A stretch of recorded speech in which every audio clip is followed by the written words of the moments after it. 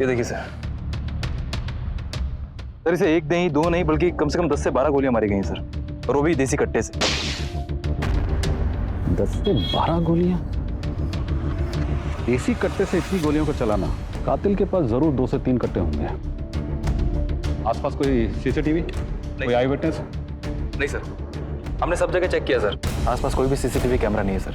Actually sir, गोलियों की आवाज सुनकर इन लोगों ने मुझे कॉल किया, तब हमें इन्फॉर्मेशन मिली। कोई आईडी मिली?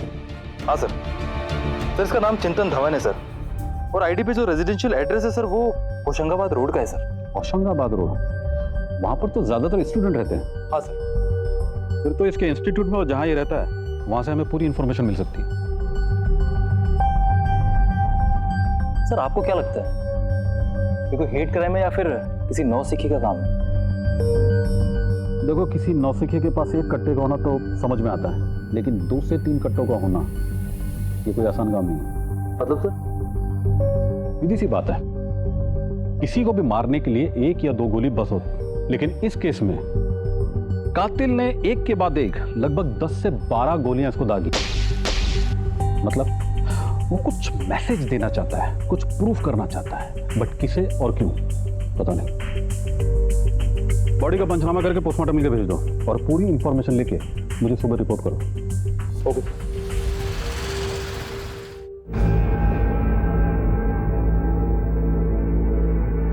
अरे तेरे अब्बू चले गए क्या? जी अम्मी। तूने सुलेमान को देखा है कहीं? गया होगा वो अपने काम पर। कौन सा काम? हाँ, उसकी तो नौकरी चली गई है, वो भी 15 दिन पहले। घर पे तो बताना दूर, रोज ऐसे नाटक करता है जैसे काम पे जा रहा हो। अरे अम्मी आप फिक्र मत करो, और सुलेमान कोई छोटा बच्चा थोड़ी ना है। देख आ गया वो, अब तू ही बात कर ले, मुझसे तो सीधे मुंह बात नहीं करता वो। अच्छा हुआ तू आ गया, मेरी गठरी बंधाने में मदद करना। तेरी नौकरी चली गई है क्या? देख भाई, तू फिक्र मत कर, सब कुछ ठीक हो जाएगा, लेकिन तू जल्दबाजी में ना कोई उल्टा सीधा काम। बाजी, तू लेक्चर मत जा, मैं कोई बच्चा नहीं हूं। जा मेरे लिए पानी ले आ।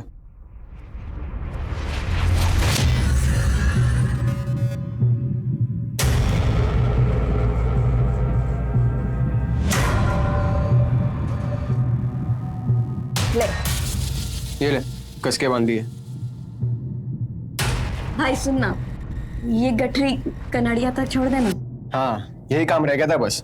मैं नहीं जा रहा, तू निकल। बढ़िया, ये कन्या तक पहुंचा दे।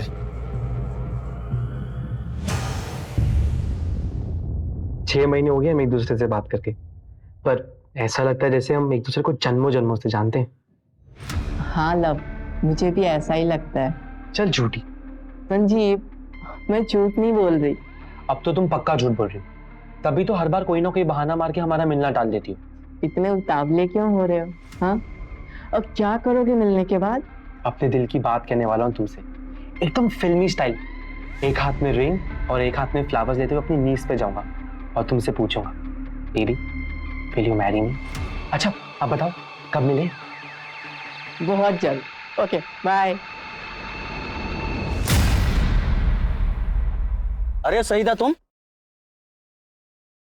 धूप में चलोगे तो कुमला जाओगे। चलो आप बैठो गाड़ी में, मैं तुम्हें छोड़ देता हूँ। अरे नहीं नहीं संजय साहब, शुक्रिया, लेकिन मैं चली जाऊंगी। बस कीजिए, मैंने कहा ना मैं चली जाऊंगी। तुम मेरा इंसल्ट कर रही हो।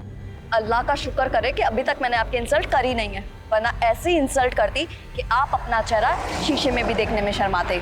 चलिए जाइए, मुझे बहुत काम है।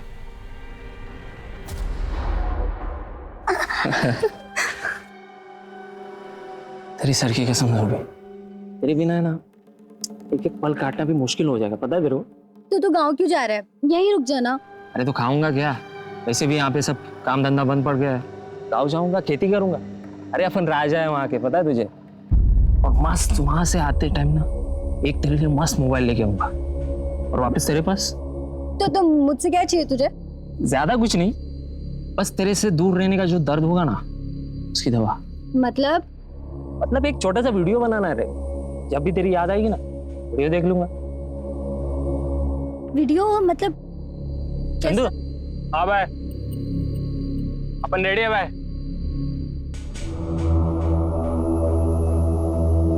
जूबी, जूबी, तेरी मनोज बहन को अभी आना था क्या? जाओ जाओ हाँ पा, तू यहाँ क्या कर रही है? उधर अम्मी ने तेरी खोज में पूरा घर सर पर उठा लिया। तू और अम्मी ना दोनों एक जैसे हैं। छोटी छोटी बातों पर फालतू के नाटक करते हैं। अरे पानी भरने आई थी, मेरे बेटे की दावत है ना, उसके लिए। कोई था क्या यहाँ पर? कोई दिख रहा है क्या? आई बड़ी जासूस सईदा। चलो।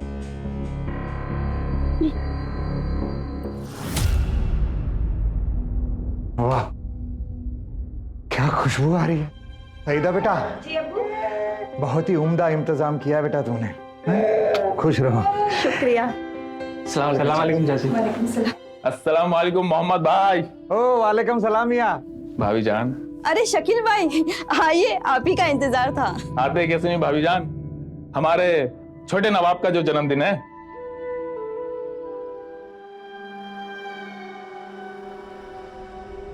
तू यहाँ क्या कर रहा है?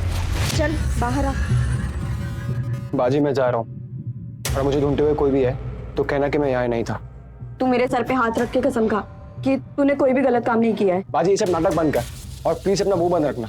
तुझे कसम है मेरे भांजे की। कहाँ है मेरा शहजाद, मेरा बेटा? तुम यहाँ क्या कर रहे हो? किसे बुलाया तुम्हें यहाँ? मैं अपने बेटे का जन्मदिन मनाने आया हूँ। आखिर बाप हूं मैं उसका, मेरा हक है। तू होता कौन है मेरे और मेरे बेटे के बीच बोलने वाला? चल हट। चल।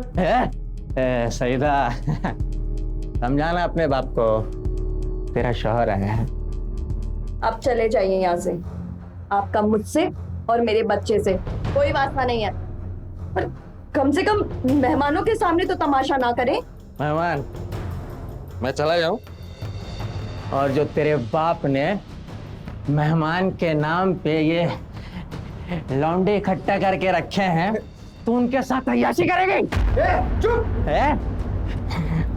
बड़ी मिर्ची लग गई तुझे? अपनी बहन की दलाली करते वक्त शर्म नहीं आई तुझे? ये सारे नए नए ग्राहक तूने इकट्ठा किया ना?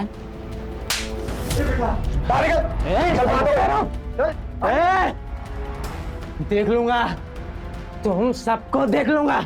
ऐसी मौत मारूंगा कि देखने वालों की रूह कांप उठेगी। हमें मारेगा तू? चल मारेगा।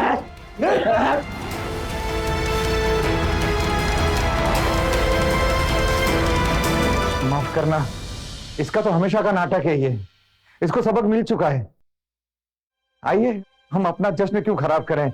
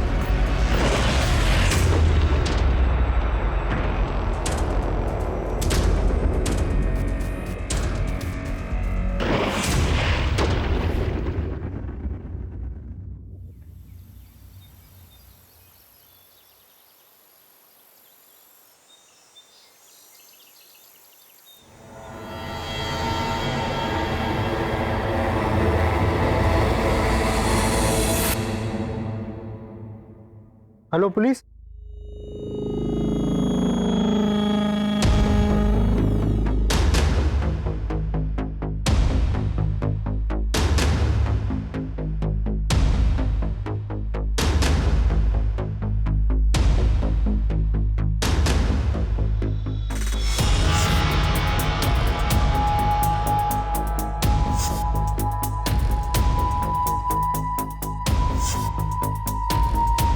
लोगों को पहचानते हो? हाँ सर, ये मोहम्मद भाई है, ये उनकी बीवी सलमा है, ये उनकी छोटी बेटी जूबी है, और उनका बेटा सुलेमान है। कहाँ रहते थे ये लोग?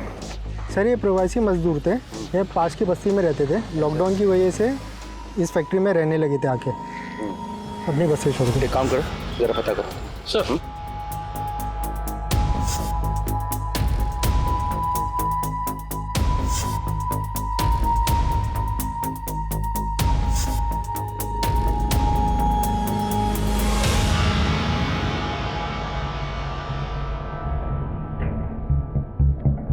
मारपीट की कोई निशानी नहीं कहीं है। सर गार्ड ने बताया कि ये प्रवासी मजदूर की फैमिली है, तो ऐसा भी तो हो सकता है कि लॉकडाउन की वजह से सब डिप्रेशन में आ गए होंगे, पूरी की पूरी फैमिली सुसाइड कर ली। पूरा घर अच्छे से चेक किया सर, लेकिन घर में कोई नहीं मिला। वॉचमैन, तुम तो कह रहे थे कि मोहम्मद की एक और बेटी है सईदा, और उसका कोई बच्चा भी है। बिल्कुल है सर। तो कहाँ है वो? तो पता नहीं सर। एक बात और सर, पूरे घर में खाना बिखरा पड़ा है। ऐसा देख करके लग रहा है कि कल रात कोई दावत हुई थी। एक काम करो, फूड सैंपल्स फॉरेंसिक लैब भेजो और बॉडीज का पंचनामा करा के उसे पोस्टमार्टम के लिए भेजो सर। और उस फैक्ट्री मालिक से कांटेक्ट किया? हाँ सर, कांटेक्ट हो गया, वो आ रहा है। ये आपकी फैक्ट्री है? जी, वरदान गोनियों का काम है मेरा। मोहम्मद और उसके परिवार को कैसे जानते हैं? सर बहुत अच्छे लोग थे। मोहम्मद तो पिछले 20 सालों से मेरे पास काम कर रहा था, मेरे पिताजी के ज़माने से। ये बेचारे तो प्रवासी मजदूर थे, वहाँ बस्ती में मकान मालिक किराया माफ़ नहीं कर रहा था, ऊपर से फैक्ट्री भी बंद पड़ गया। बहुत तकलीफ़ में थे बेचारे। मैं भी कितना करता, मेरा भी धंधा ठप पड़ गया था। इसीलिए मैंने इनके परिवार को यहाँ फैक्ट्री में रहने के लिए बुला लिया। सोचा जब सब कुछ ठीक हो जाएगा तब देखा जाएगा। इनकी हालत इतनी ख़राब हो गई थी कि ये आत्महत्या करने पर मजबूर हो गए थे। आपने इनकी मदद नहीं की? सर मैंने बहुत किया, जितना कर सकता था मैंने किया, लेकिन ये लोग आत्महत्या करने पे मजबूर हो जाएंगे ये कभी नहीं सोचा। इधर और कौन कौन रहता था? अभी फ़िलहाल चंदू और सुरेश ही रहता है। सुना है वो भी गाँव जाने वाला है। और हाँ, मेरा इलेक्ट्रिशियन शकील भी यहीं रहता है। चंदू, सुरेश और शकील। एक तरफ कुएं में पाई गई प्रवासी मजदूरों की लाशों की इंदौर पुलिस तहकीकात कर रही थी, और दूसरी तरफ भोपाल पुलिस एक शूटआउट में मारे गए चिंतन के बारे में जानकारी इकट्ठा कर रही थी। और तभी उनके हाथ एक बड़ा सुराग लगा। साइबर सेल ने चिंतन के मोबाइल और उसके लैपटॉप का सारा डिलीटेड डेटा रिट्रीव कर लिया सर। साइबर सेल के अनुसार चिंतन किसी संजीव नाम के आदमी से बातें करता था सर, और वो भी रेगुलर बेसिस पे। लेकिन सर उनके बीच में सिर्फ बातें नहीं बल्कि रोमांटिक बातें होती थी सर। इंटरेस्टिंग। पता करो संजीव कौन और क्या करता। Okay sir.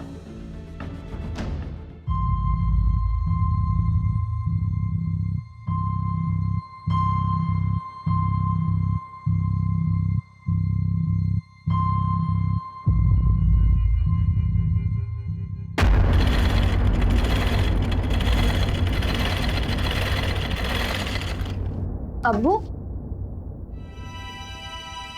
अब्बू आप ठीक तो है ना? लगता है आपका बीपी बढ़ गया। नहीं बेटा, हम ठीक है, हमें कुछ नहीं हुआ। मुझे पता है अब्बू, आप हम सभी को लेकर फिक्रमंद रहते हैं और फिर आपकी तबीयत बिगड़ जाती है। देखो बढ़ गया ना बीपी, मैं अभी दवाई देती हूँ। हे बेटा, तू देखना, हम 20 सालों से यहाँ पर रहकर मेहनत मजदूरी कर रहे हैं। अब ये लॉकडाउन लग गया तो सारे प्रवासी मजदूर अपने वतन लौट रहे हैं। हम तो अपने गांव जा भी नहीं सकते, वहां जाकर करेंगे भी क्या बेटा? अब्बू आप फिक्र नहीं करो, मैं हूं ना, मैं और ज्यादा मेहनत करूंगी, सिलाई और कढ़ाई के और ज्यादा काम लूंगी। हमने इतने बुरे बुरे दिन साथ देखे हैं अब्बू, तो ये लॉकडाउन हमारा क्या बिगाड़ेगा? देखना हम इसे भी पार कर जाएंगे। लोग कहते हैं कि तलाकशुदा बेटी माँ बाप पर बोझ होती है, लानत है उन पर। कि बेटा तू तो मेरा सहारा है भाई। सर मोहम्मद और उसकी फैमिली की पोस्टमार्टम रिपोर्ट और घर पे पाए हुए खाने की फॉरेंसिक रिपोर्ट आ गई है।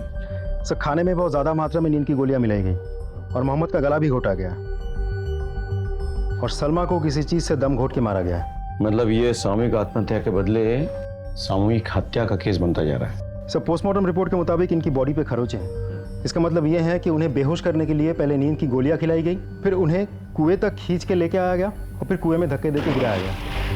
और सर चारों के बॉडी में बहुत ज़्यादा मात्रा में नींद की गोलियां पाई गई। एक फैमिली से 4 बॉडी बरामद होती है। उस फैमिली की बड़ी बेटी अपने बच्चे के साथ गायब है। ये सब तुम्हें डाउटफुल नहीं लगता? सर ऐसा भी तो हो सकता है कि उसकी जान को खतरा हो। सर ये भी तो हो सकता है घर की बड़ी बेटी ने इन चारों की हत्या की हो, फिर अपने बच्चे के साथ भाग गई हो। Let's not jump to conclusions. पूछताछ करते रहो, रिश्ते नाते यार दोस्त सबसे बात करो। We have to find her. और जो 2 लड़के जो पड़ोसी गायब हुए थे, क्या नाम है? Suresh and Chandu sir. एक काम करो, उनकी फोटो निकालो फैक्ट्री के मालिक से, ठीक है? और सईदा का फोन ट्रैकिंग पे डालो। शहर के तमाम मेडिकल स्टोर्स में पता करो पिछले कुछ दिनों में वहां से नींद की गोलियां किन्होंने खरीदी, और सीसीटीवी फुटेज भी चेक करो। हमें ये पता लगाना है कि ये मर्डर्स जो है वो किसकी वजह से हुई है, कौन है ये कारण, मतलब मोहम्मद, सलमा, सुलेमान या फिर जुबी। ए बेटा मेरी बात तो सुन। चलो क्या है? ले बेटा सुन, आवारागर्दी छोड़ और मेरे साथ फैक्ट्री में चल, हाथ बटा मेरा। 4 पैसा घर में आएगा और ये उठपटांग लोगों से दूर रहेगा। मैं आपकी तरह जिंदगी भर मजदूरी करके फटियाल में नहीं रहूंगा। वो ऐसा काम धंधा करूंगा जिससे माल भी आवे और अपना ताऊ भी जमे रहे। आप बस खाली गोंगियां उठा दे रहो, मैं गोंगियां भर भर के पैसे कमाऊंगा, समझे? चलो बेटा बात सुन ना। भाई अब्बू ने जीना हराम कर रखा है, अब सच बताओ तो पैसे कमाने ही पड़ेंगे। जितना ज्यादा तू बेचेगा ना उतना ज्यादा कमाएगा।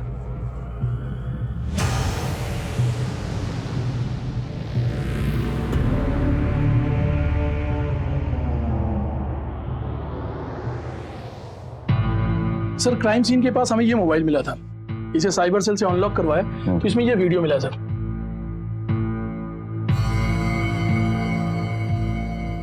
ये तो जुबी है। उसके साथ कौन है? इसका नाम सुरेश है सर। सुरेश? मेरा मोबाइल सुरेश का है? नो सर, सुरेश के दोस्त चंदू का है। ये देख तेरे लिए क्या लाया। देख हाँ ये वही था वो कल तू निहार रही थी ना मॉल के बाहर खड़े होकर। मुझे पता था ये ड्रेस तुझे पसंद है ना। देख तू मेरा कितना ख्याल रखता है। तू रुक, मैंने इसको अभी पहन के आई, ठीक है? हाँ जा।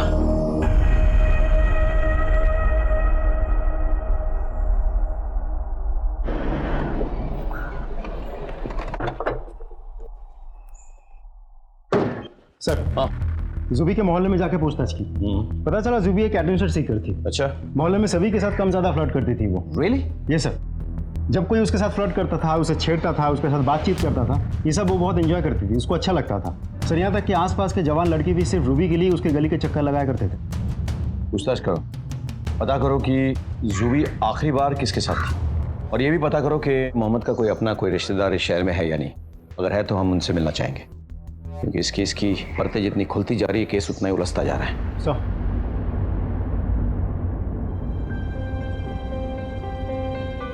हमारे हाथों में जायका कमाल का है।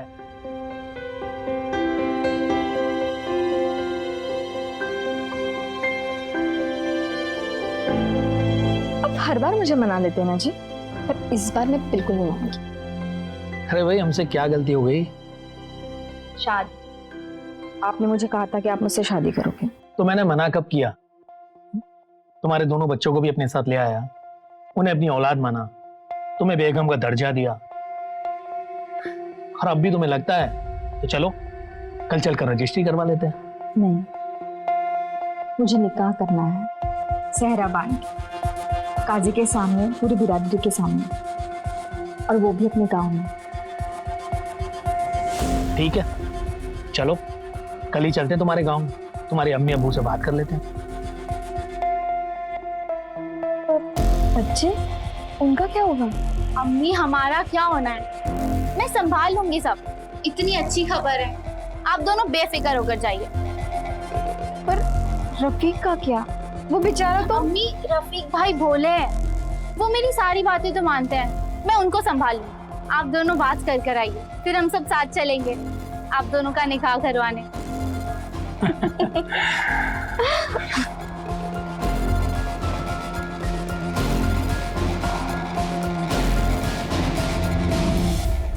हमने तुम्हारे चिंतन के बीच में हो रही इंटरनेट में पूरी चैट हिस्ट्री रिट्रीव कर ली है।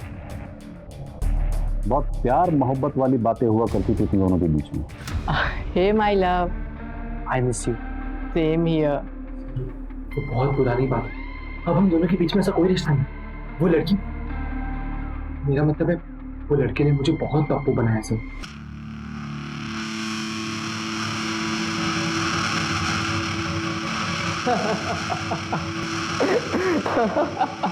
तो बदला लेने के लिए तूने उसका मर्डर करवा दिया?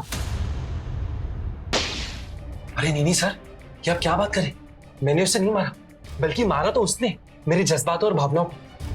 अच्छा, जब चिंतन का मर्डर हुआ तो सब तुम कहाँ थे? सर मैं तो फरीदाबाद में था, मेरे चचेरे भाई की शादी थी। मेरे पास फोटोज भी, मैं आपको दिखाता हूँ।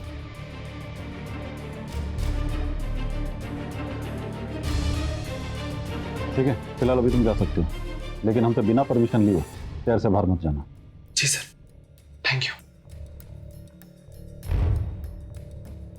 इस पर नजर रखो।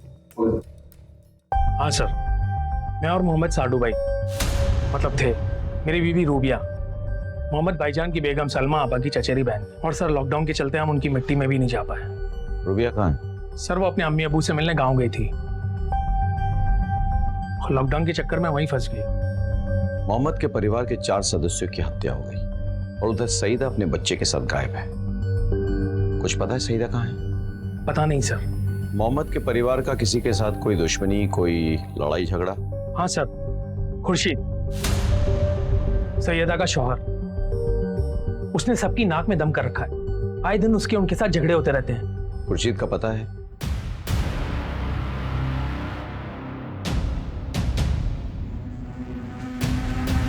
सर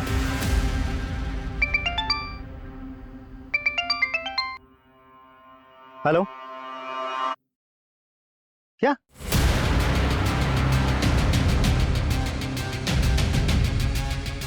सर, जितनी जल्दी हो सके आप फैक्ट्री के कुएं वाले लोकेशन पर पहुंच जाइए।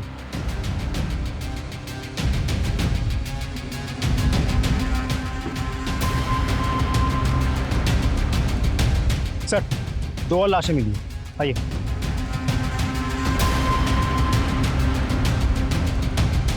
ये देखिए सर, ये चंदू तो सुरेश।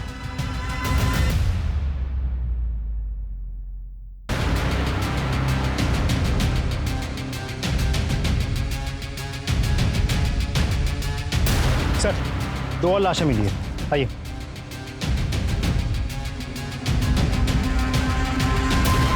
ये देखिए सर, ये चंदू तो सुरेश। इसी कुएं से मोहम्मद और उसके पूरे परिवार की लाशें मिली थी, उनका बेरहमी से कत्ल किया गया था। और आज ये 2 लाशें। ये कोई कोइंसिडेंस नहीं है, हो ना हो इनका भी मर्डर हुआ है। लेकिन इतने सारे लोगों को कौन और क्यों मार रहा है? एक काम करो, बॉडीज का पंचनामा करके पोस्टमार्टम के लिए भेजो और आसपास पता करो। सर, यहाँ पर जो हादसे हो रहे हैं उसके बारे में कुछ जानते हो? नहीं सर, मुझे तो कुछ नहीं पता। मोहम्मद के परिवार के बारे में कुछ और जानते हो? सर, मोहम्मद की बेटी सईदा और शकील में कोई चक्कर है सर, कहीं ऐसा तो नहीं कि मोहम्मद को अपनी तलाकशुदा बेटी और शकील के रिश्ते पे एतराज हो और इसीलिए शकील ने सईदा के साथ मिलकर पूरे परिवार को खत्म कर दिया हो और सईदा को लेकर भाग गया हो? जूबी और सुरेश का अफेयर चल रहा था। पहले जूबी का मर्डर होता है, फिर सुरेश का। सईदा जो है जूबी की बड़ी बहन थी। कहीं ना कहीं इस वारदात का सईदा के वारदात से आपसी संबंध तो है। इन मसलों का तार जो है ना, वो कहीं सईदा और शकील से जाके जोड़ रहे हैं। सईदा के फोन को ट्रैकिंग पे डाला था, क्या रिपोर्ट है? सर, उसने अभी तक अपना फोन ऑन ही नहीं किया। तो शकील का फोन ट्रैक करो, हो सकता है दोनों एक साथ छुपे हुए। हाँ, और साथ ही साथ मुझे मोहम्मद, सलमा, सुलेमान और जूबी के कॉल रिकॉर्ड्स भी चाहिए। हाँ, इनका डेटा मिलना बहुत जरूरी है। फॉलो सर, संजीव का बैंक अकाउंट और उसकी कॉल डिटेल चेक कर ली गई है सर। सब क्लियर है सर। मतलब हमारे पास कोई डिटेल नहीं है? No sir. ठीक है, तो एक काम करते हैं, इन देसी कट्टों के जरिए कातिलों तक पहुंचने की कोशिश करते हैं। पता करो पिछले दिनों 1-2 नहीं बल्कि 3-3 कट्टे किसने और कहां से खरीदे। अपने खबरियों को काम पे लगा दो। मुझे नहीं लगता हमारे भोपाल में कट्टे बेचने वाले ज्यादा हैं। एक तरफ इंदौर पुलिस सईदा और शकील का अभी कुछ पता नहीं लगा पाई थी, दूसरी तरफ भोपाल पुलिस को भी संजीव के बैंक अकाउंट डिटेल्स और कॉल रिकॉर्ड से कुछ हासिल नहीं हुआ था। वैसे तो ये दोनों केसेस अलग नजर आ रहे थे, लेकिन पुलिस के हाथ कुछ ऐसी हैरतअंगेज बातें आने वाली थी जिससे इस केस की इन्वेस्टिगेशन की पूरी दिशा ही बदल जाने वाली थी। अगर सईदा और शकील को भागना होता तो क्या घर के जरूरी सामान छोड़ के जाते वो लोग? ये देखो, बच्चों के कपड़े, दूध का डिब्बा, दूध का बोतल, कुछ भी तो लेके नहीं गए। लॉकडाउन चरम सीमा पर थी, ऐसे में ये जरूरी सामान कोई छोड़ के नहीं जाता है। सर कहीं ऐसा तो नहीं कि कोई पूरे परिवार को मार के उन्हें उठा ले गया हो? सईदा को पति, ऐसा मुमकिन है। वो सईदा को वापस चाहता था और शकील से बदला लेना चाहता था, तो हो सकता है कि कहीं बंद करके उसे टॉर्चर कर रहा। सर ये ट्रंक है जो हमें मोहम्मद के घर से बरामद हुआ था सर। इसकी जब तलाशी ली गई सर तो इसमें से ये 2 लाख रुपए मिले। 2 लाख रुपए? Yes sir. कहीं ये तो वजह नहीं है मर्डर्स की। पता करो कि ये सुलेमान करता क्या था, उसके पास ये 2 लाख रुपए आए कैसे? अवैध चरस और गांजे की स्मगलिंग करता है। लॉकडाउन के चलते अच्छा भाव भी मिल रहा था, काफी पैसे भी उसने कमा लिए। किसके लिए काम करता था? साहब वो जोसेफ का पंटर बन चुका था। जोसेफ का पंटर? यस। जोसेफ को दिया।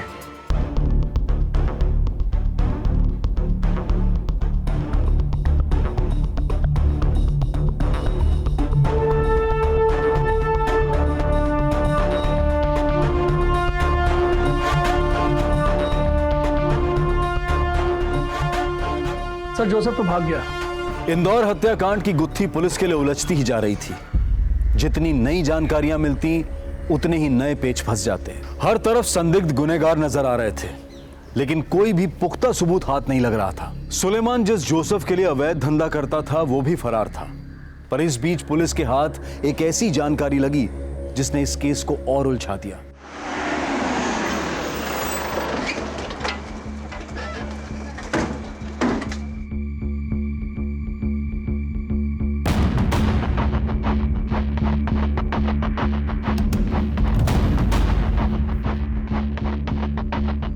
ये तो सईदा, उसका बच्चा और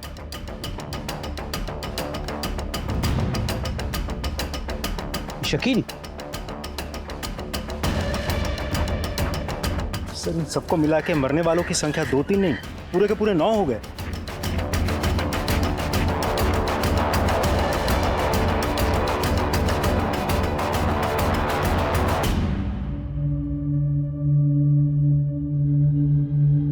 तुम लोग आसपास देखो।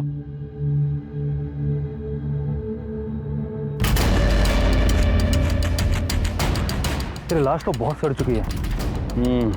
काफी पुरानी लाश है। चेहरे को जानबूझकर कुचल दिया गया ताकि इसकी शिनाख्त ना हो सके। बॉडी का पंचनामा करके पोस्टमार्टम के लिए भिजवा दो। Okay sir.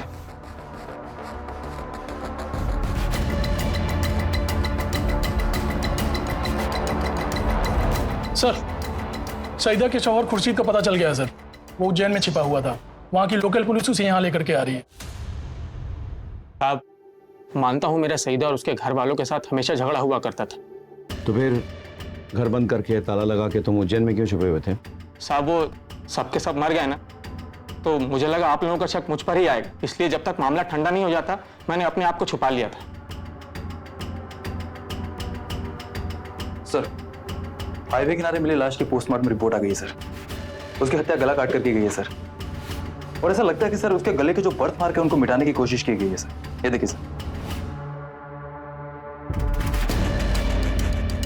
Body Indore Bhopal highway पे मिली है। एक काम करो, इसकी फोटो इंदौर के रास्ते में पड़ने वाले सभी पुलिस स्टेशन में भेजो और पता करो क्या कोई इसकी शिनाख्त कर सकता है। Okay sir. सर भोपाल के एक पुलिस स्टेशन से सर ये फोटो आई है। इंदौर भोपाल हाईवे पर एक सड़ी हुई लाश मिली। हेलो, गुड, आखिरकार जोसेफ मिल ही गया। ले आओ उसे। मत मारो साहब, मत बता दो साहब, बता दो साहब, बता दो साहब, मत बता दो साहब। सुलेमान अपने फंडर था। शुरू में उसने अपन का भरोसा जीता, अच्छा काम कर रहा था साहब। बाद में उसने बड़ा हाथ मारा, बड़ा माल उठाया और उसको बेच के सारा माल लेके फरार हो गया साहब। अपन उसको ढूंढते हुए उसके फैक्ट्री वाले घर में पहुंचा, वहां भी कोई नहीं मिला साहब। बाद में पता चला कि वहां के कुएं में सबकी लाशें मिली साहब। अपन घबरा गया और अपन भाग गया साहब वहां से। अच्छा, तो तूने ही सुलेमान को मार डाला? हाँ, और उसके परिवार वाले उसके खिलाफ कंप्लेंट ना लिखवाए तो तूने उनको भी मार डाला? नहीं साहब, अपन को सुलेमान को मारना ही होता ना साहब तो उसके हाथ पैर तोड़ता, ना कि उसको नींद की गोली देके मारता साहब। ड्रग्स की सप्लाई कौन करता था? नहीं सर, मैंने कुछ नहीं किया सर। बताता हूँ सर, मत मारो सर प्लीज। सर बताता हूँ सर, पहले मैं अपना माल फार्म हाउस में छुपाता था, फिर लॉकडाउन में फैक्ट्री बंद हो गया तो मैं वहाँ छुपाने लगा सर। मोहम्मद और उसका परिवार जब तेरे फैक्ट्री के कंपाउंड में रहने आया तो उन्हें तेरे धंधे के बारे में पता चल गया, इसलिए तूने उनको मार डाला? नहीं सर। सच बोल। नहीं सर, मैंने नहीं मारा सर, बल्कि मैं तो अपने चरस गांजे के धंधे में खुश था सर। मैंने किसी की हत्या नहीं की। महेंद्र।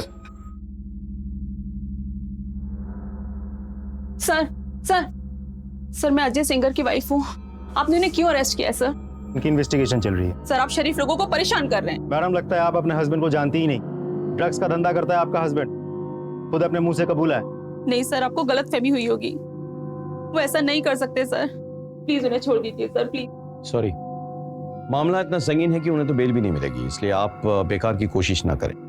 सर। मैडम प्लीज आइए, आप आइए।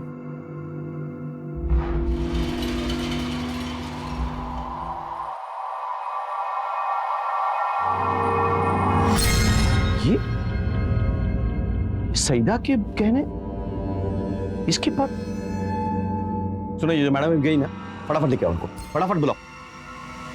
अच्छा, ये जो गहने आपने पहन रखे हैं इस पिक्चर में, ये गहने कहाँ पे हैं?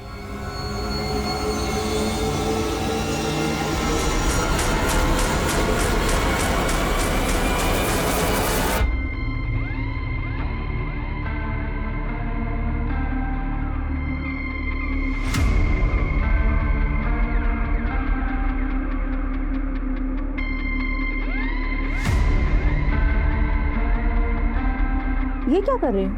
अपनी फीस ले रहा हूँ। मेरे मना करने के बाद भी शकील जबरदस्ती लेके चला गया था। ये किस्सा किस दिन हुआ? 3 दिन पहले। 3 दिन पहले?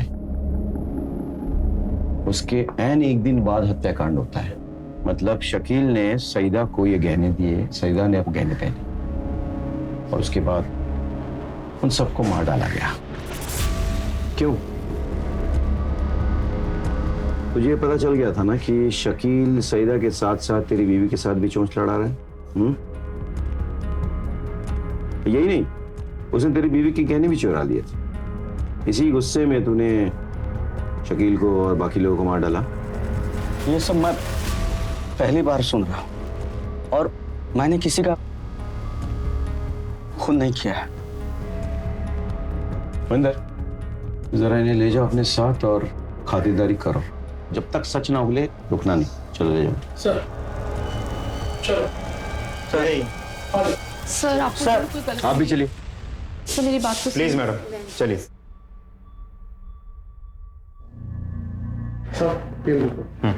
जाओ। सर, सईदा, शकील और उसके बच्चे का भी पोस्टमार्टम रिपोर्ट आ गई है। सईदा और शकील दोनों को बहुत ज्यादा मात्रा में नींद की गोलियां दी गई थी।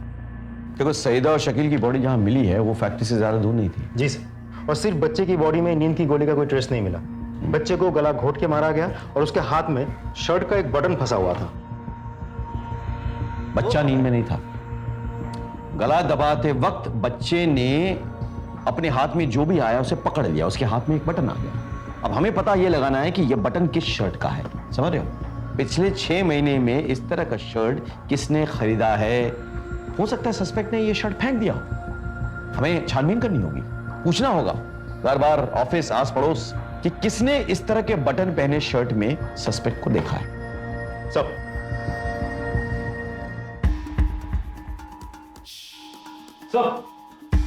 कट्टे बेचने वाला मिल गया था। पिछले कुछ दिनों में तुमसे किसी ने 3 कट्टे खरीदे? हाँ साहब, पर नाम याद नहीं। वापस। शक्ल तो याद होगी ना? हाँ साहब। स्केच बनवाने में हमारी मदद करोगे? जी साहब। सर, हमने बहुत कोशिश की लेकिन उस शर्ट के बटन के बारे में कुछ पता नहीं चला। इन्वेस्टिगेशन जारी रखो, हमें पता तो करना पड़ेगा। अरे पूरा का पूरा परिवार उनके पड़ोसियों को मार डाला, सारे पैंतरे हमने अपना लिए, लेकिन अभी तक पता नहीं चला कि कातिल कौन है। क्या वजह हो सकती है? कौन कौन किसके लिए ये? मोहम्मद है, सुलेमान, जूबी, सुरेश, चंदू, या फिर सादिया और शकील? जो कोई भी हो, वो इन लोगों को इतनी अच्छी तरह से जानता था कि इनके खाने में नींद की गोलियां वो मिला सकता था। सर हमने सबका बैकग्राउंड बहुत डिटेल में चेक किया, लेकिन ऐसा कोई भी क्लू नहीं मिला जो हमें कातिल तक पहुंचा सके। कहीं इसकी वजह सलमा तो नहीं? तुम एक काम करो, जहां ये लोग पहले रहते थे ना वहां पता करो, कोई ना कोई तो वहां पे होगा जो सलमा के बारे में जानता होगा। हाँ, come on, let's go.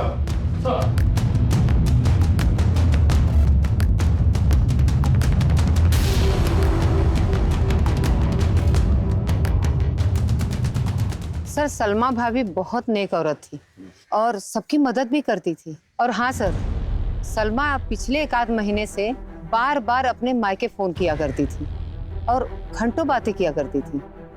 Sir वैसे तो सब ठीक था, पर उनके व्यवहार में काफी बदलाव आ गया था। ठीक है, थैंक यू सो मच। अब आप जा सकते हैं। कुलदीप, सलमा अपने मायके बार बार फोन कर रही थी और चिड़चिड़ी भी हो गई थी। कुछ नॉर्मल नहीं लग रहा है मुझे। चलो अर्शद और गजल से जाके बात करते हैं। सर शायद उन्हें कुछ पता हो। नहीं सर, हमें इस बारे में कुछ नहीं पता, शायद रूबिया को पता हो। क्या मैं रूबिया से बात कर सकता? जी सर। अरे गजल। हाँ अबू। जरा मेरा फोन लाना तो, तुम्हारी मम्मी से बात करनी। हेलो, हाँ रूबिया। हाँ, ये इंस्पेक्टर राकेश श्रीवास्तव तुमसे बात करना चाहते हैं। रूबिया जी, शुक्रिया मुझसे बात करने के लिए। अच्छा, मेरा एक सीधा सा सवाल था, वो ये कि सुनने में आया कि सलमा आपा जो है वो आखिर के दिनों में थोड़ी चिड़चिड़ी हो गई थी, अपने मायके अक्सर फोन किया करती थी, परेशान रहती थी मतलब। तो आपको कुछ खबर है इसके बारे में? मतलब क्या हुआ था उनके साथ? जी इंस्पेक्टर साहब, सलमा आपा को लोगों से मिलने जुलने का बहुत शौक था, पर लॉकडाउन की वजह से घर छोड़ के फैक्ट्री कंपाउंड में जाकर रहना पड़ा। ना ज्यादा किसी से मिलना जुलना, ना बातचीत, तो उनका दम घुटने लगा था। सारे मजदूर अपने अपने मुल्क जा रहे थे। सलमा आपा भी अपने मायके जाना चाहती थी, पर उनके शौहर मना कर रहे थे। इसकी वजह से वो थोड़ी चिड़चिड़ी सी हो गई थी। थैंक यू, शुक्रिया। ये रूबिया जी की तस्वीर है क्या? जी। अच्छा, ये लीजिए, शुक्रिया, बहुत बहुत शुक्रिया। सर उस तरह के बटन वाले शर्ट्स जितने लोगों ने खरीदी थी उनकी लिस्ट आ गई है। ये रही सर लिस्ट। अच्छा, भोपाल पुलिस की तरफ से एक फोटो भेजी गई थी हाईवे पे मिली लाश की। हाँ, वो फोटो ले आओ और रूबिया के फोन का लोकेशन ट्रेस करो। सर 3 कट्टे खरीदने वाले का स्केच बन गया सर। ये स्केच प्रदेश के सभी पुलिस स्टेशन हेडक्वार्टर में भेजो और साथ ही साथ राज्यों के हेडक्वार्टर में भी भेजना।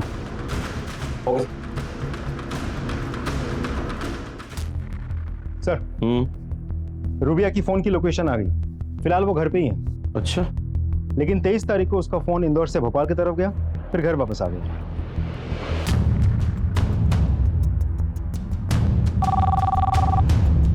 हेलो, मैं कुंज विहार पुलिस स्टेशन से पीआई बोल रहा हूँ। जैन सर। अच्छा, आपका वो भेजा हुआ स्केच तो हमें मिला, साथ ही साथ वो लाश की फोटोग्राफ भी।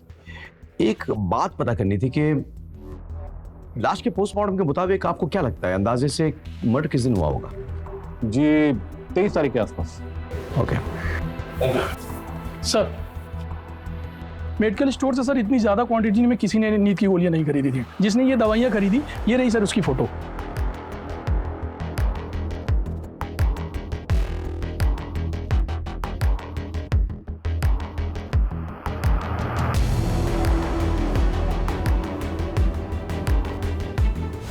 बिना टाइम वेस्ट किए, बिना मार खाए सच बता दे, रूबिया को कैसे और क्यों मारा?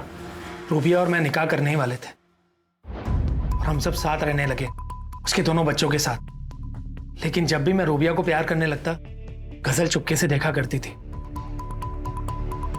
पहले तो मैं बहुत हैरान था, गुस्सा भी आया, लेकिन फिर मैं समझ गया। रूबिया को मैंने इस बारे में कुछ नहीं बताया और फिर मैंने गजल को उकसाना शुरू किया और वो मेरी तरफ खिंची चली आई। रूबिया वैसे भी बुढ़ाने लगी थी और गजल जवान है। फिर हमने सोचा कि अगर हमें एक दूसरे के साथ जिंदगी भर खुश रहना है तो रूबिया का कांटा जिंदगी से निकालना पड़ेगा। और फिर मैं रूबिया को उसके घर वालों से मिलवाने के बहाने अपने साथ ले गया और रास्ते में ही मार दिया। और मैं लौट आया और आकर सबको यही कहा कि वो वहीं रुक गई है। और फिर किस्मत से लॉकडाउन भी हो गया। लेकिन मेरी बदकिस्मती है कि रूबिया को मारते हुए मुझे संजीव ने देख लिया।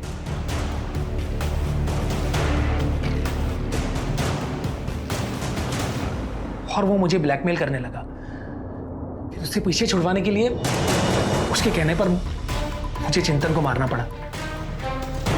उसे कैसे मारा? उसके लिए मैंने 3 देसी कट्टे खरीदे कि जिससे कोई प्रॉब्लम ना हो। फिर मैंने सारी गोलियां चिंतन के सीने में उतार दी।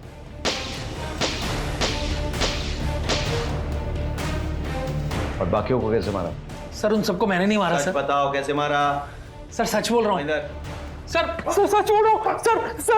सर गजल मैडम, आप बताने का कष्ट करेंगी कि आपने 4-5 मेडिकल स्टोर से भाई का प्रिस्क्रिप्शन दिखाकर नींद की गोलियां क्यों ली?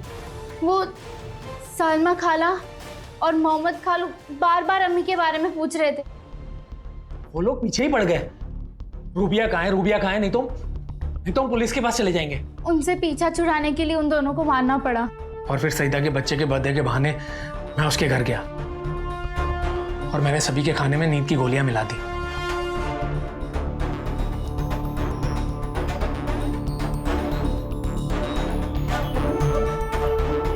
मारना तो मैं मोहम्मद और सलमा को चाहता था, लेकिन सब लोग वहीं पे थे तो उनको पता चल ही जाता, इसलिए मुझे सबको मारना पड़ा। मैं पूरी कोशिश करूंगा तुम दोनों को सख्त से सख्त सजा मिले। कामा तुराणम न भयम न लज्जा। अरशद और गजल ने अपने शारीरिक आकर्षण को प्रेम समझा और उसकी खातिर गजल की मां और अरशद की होने वाली बीवी रबिया की हत्या कर दी। इस एक हत्या के बाद अरशद और गजल अपराधों की फेर में पड़ गए और फिर उन्होंने 11 हत्याओं को अंजाम दिया। पर वो कहते हैं ना कि अपराधों की लिस्ट चाहे कभी कभी थोड़ी लंबी हो जाए, लेकिन उसका अंत जेल की काल कोठरी में ही होता है। और अरशद और गजल के साथ भी यही हुआ।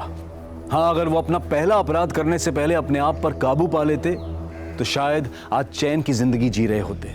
और अगर सईदा का परिवार भी थोड़ा सतर्क रहता तो उन सबको भी जान से हाथ नहीं धोना पड़ता। आप सबको सोनी टीवी और क्राइम पेट्रोल की पूरी टीम की तरफ से दीपावली की ढेर सारी शुभकामनाएं। अब मैं अनूप सोनी आपसे विदा लेता हूं। फिर मुलाकात होगी क्राइम पेट्रोल सतर्क में एक और नए केस के साथ। तब तक अपना और अपने परिवार का ख्याल रखें, सतर्क रहें, सुरक्षित रहें और देखते रहें क्राइम पेट्रोल सतर्क। जय हिंद।